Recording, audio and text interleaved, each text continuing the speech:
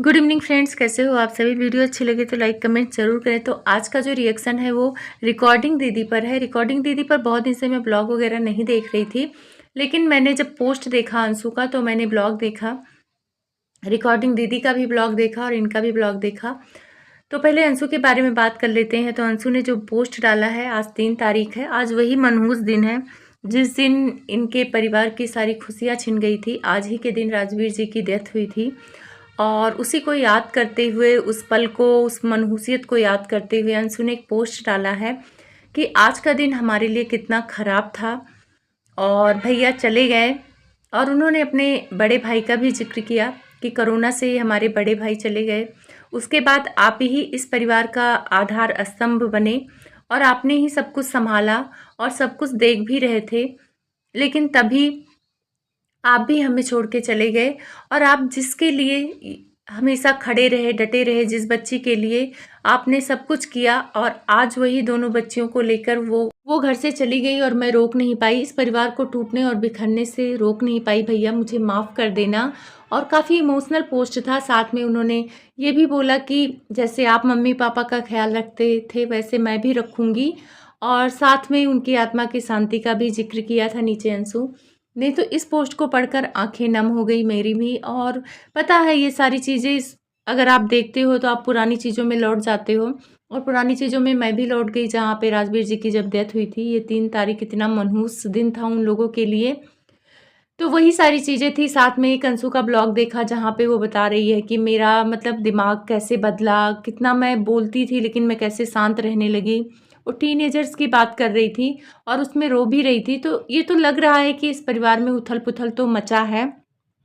इनके सास ससुर, रिकॉर्डिंग दीदी के और साथ में रिकॉर्डिंग दीदी के, दोनों की लाइफ में फ़र्क पड़ा है। ये नहीं कह रही हूँ कि गलती एक की थी, गलती दोनों तरफ से हुई है, तभी ये रिश्ता बिखरा है और अलग अलग हो गए हैं। मैंने रिकॉर्डिंग दीदी का भी वीडियो देख रही थी। 4 दिन पहले उन्होंने वीडियो डाला था, वाटर पार्क गए थे बच्चों को लेकर, और फिर वो वीडियो डिलीट कर दिया था, फिर दोबारा से डाला, उसमें व्यूज़ वगैरह भी कम आ रहे हैं। तो अब रिकॉर्डिंग दीदी के व्यूज़ भी कम आ रहे हैं। जब इन लोगों ने 2-2.5 महीना पहले झंडा निकाला था कि राजवीर जी को हम न्याय दिलाएंगे, अब कहाँ है राजवीर जी को न्याय दिलाने वाली? वो तहलका दीदी कहाँ गई और रिकॉर्डिंग दीदी कहाँ गई? जब ससुर कुछ सामने से बोलते थे तब रिकॉर्डिंग दीदी आ जाती थी, मैं अपने पति को न्याय दिलाऊंगी, और सारे खुश भी थे कि इतने दिनों बाद कम से कम राजवीर जी को न्याय मिलेगा। कहाँ मिला न्याय? आप लोग को लग रहा है न्याय मिलेगा? सोशल मीडिया पर वीडियो बनाने से न्याय मिलता है? बिल्कुल नहीं मिलता है। तो कोई न्याय नहीं मिलने वाला है राजवीर जी को। राजवीर जी की आत्मा आज भी तड़प रही होगी, क्योंकि ये एक्सीडेंट नहीं था। सारे को पता है कि ये नॉर्मल एक्सीडेंट नहीं था, ये कराया गया था।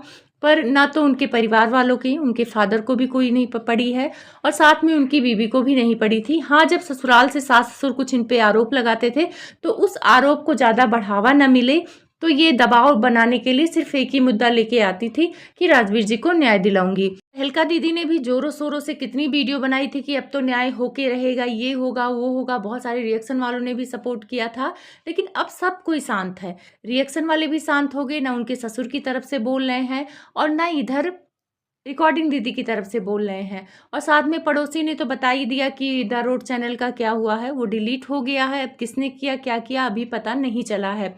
तो ये सारी चीज़ें ना, ये कड़ियाँ जो हैं, ये सिर्फ बदला लेने के लिए की गई थी। कौन किया ये तो नहीं पता, कि ससुराल वालों ने किया खुद रिकॉर्डिंग दीदी ने अपने ससुराल वालों को नीचा दिखाने के लिए किया, ये किसी को नहीं पता चला, क्योंकि अभी जांच चल रही है, सारी चीज़ें सामने नहीं आई हैं। रिकॉर्डिंग दीदी ने अपने ससुर को जोश जोश में जो कुछ भी नहीं कहना चाहिए था सोशल मीडिया पे, वो सारा इल्ज़ाम लगाया कि वो मारते पीटते थे, उनके साथ जोर ज़बरदस्ती करते थे। मतलब सब कुछ किया कि उनके साथ 4-5 आदमी मिलके, कम्युनिटी में भी लगाया था कि उनके साथ जोर ज़बरदस्ती करने की कोशिश किए थे। तो जब इतना कुछ रिकॉर्डिंग दीदी बोल चुकी हैं, तो अब तो वहाँ से भी रिश्ता इनका पूरी तरह से ख़त्म हो गया है। अब मैंने रिकॉर्डिंग दीदी की वीडियो देखी, और जहाँ तक मैं इनको जानती हूँ, हंसने खिलखिलाने और दबंग टाइप की लेडी हैं, लेकिन 2-3 ब्लॉग से मुझे लगता है कि काफ़ी दुखी लग रही हैं। और दुखी होने के तो बहुत कारण होते हैं, क्योंकि कभी कभी हम जोश में फ़ैसला तो ले लेते हैं, लेकिन बाद में उस फैसलों पर जब हम अमल करते हैं और जब सारी चीज़ें सामने आती हैं, तब हमें लगता है कि हमने गलत डिसीजन लिया है। तो वही सेम चीज़ मुझे रिकॉर्डिंग दीदी की तरफ से लग रही है। व्यूज़ भी नहीं आ रहे हैं, खर्चे भी बहुत हैं, क्योंकि पूरी तरह से ये डिपेंड किस पे है, यूट्यूब पे है। और कितने खर्चे हैं, घर भी लिया होगा तो लोन पे लिया होगा, इतना ज़्यादा पैसा तो इकट्ठे आ नहीं गया होगा।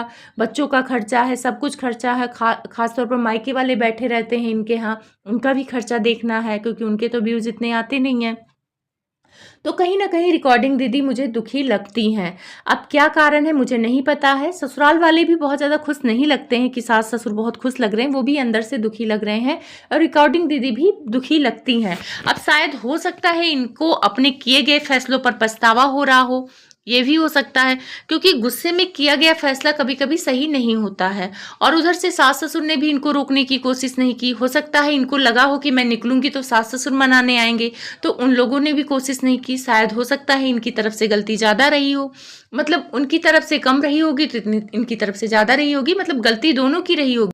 ताली दोनों हाथ से बजती है। तो रिकॉर्डिंग दीदी भी अब प्रॉपर ब्लॉग नहीं डाल पा रही, क्योंकि उनके पास कंटेंट क्या दिखाएं, या तो घर का दिखाएं, बेटियां दिखाएं, या गांव वगैरह जाती हैं तो उसका कंटेंट दिखाएं, किसी की शादी हो गई वो दिखाएं। लेकिन जब ये ससुराल में रहती थी तो इनके पास कंटेंट होता था, और सबसे बड़ा कंटेंट अंशु होती थी। अंशु पूरा कैमरा लेके घूमती रहती थी, भाभी ये भाभी वो, तो अंशु से भी बहुत ज़्यादा कंटेंट रिकॉर्डिंग दीदी को मिलता था। ऐसा नहीं कि अंशु से हमेशा इनको नुकसान ही हुआ है। जो लोग कह रहे हैं कि अंशु सारी प्रॉपर्टी ले लेगी, ये ले लेगी, वो ले लेगी, इतने इल्जाम लगे हैं बच्ची के ऊपर, लोग यही नहीं देखे कि वो बचपन से वहां रही है, बचपन से उसका लगाव था, प्यार इस रिकॉर्डिंग दीदी से, काफ़ी अटैच थी रिकॉर्डिंग दीदी से। तो कंटेंट तो रिकॉर्डिंग दीदी को ससुराल में मिलता ही था, साथ में सास ससुर भी सपोर्ट करते थे रिकॉर्डिंग दीदी को। लेकिन रिकॉर्डिंग दीदी को शायद अपने किए पर पछतावा हो रहा हो, जहाँ तक मैंने देखा है ब्लॉग में। आप लोग भी कमेंट्स करके बताइएगा, क्योंकि आप लोग भी वीडियो देखते हो। तो काश अगर सोशल मीडिया पे अपने ससुर के इज्जत को ना उछाली होती रिकॉर्डिंग दीदी, तो शायद वापस जाने के चांस इनके होते, और वापस जाने के चांस ना होते तो कम से कम बातचीत तो होते, भले ही अलग रहती अपनी बेटियों को लेकर, कम से कम सास ससुर से तो रिश्ता तो बना होता। लेकिन ये गुस्से वाली हैं, ये आप लोगों को तो पता ही चल गया होगा इनकी वीडियो देखकर। और जितना ये अपने आप को सीधा दिखाती हैं उतनी सीधी भी नहीं है, चालाक भी हैं। तो गुस्सा ना कभी कभार अपने ऊपर ही घातक हो जाता है। तो सेम रिकॉर्डिंग दीदी के लिए भी यही हुआ है। बहुत सारे लोग आपत्ति उठा रहे हैं कि इन्होंने अपने पति के पुण्यतिथि पर कोई पोस्ट नहीं डाली, कोई रील नहीं डाली। तो हाँ, इन्होंने पोस्ट और रील नहीं डाली है।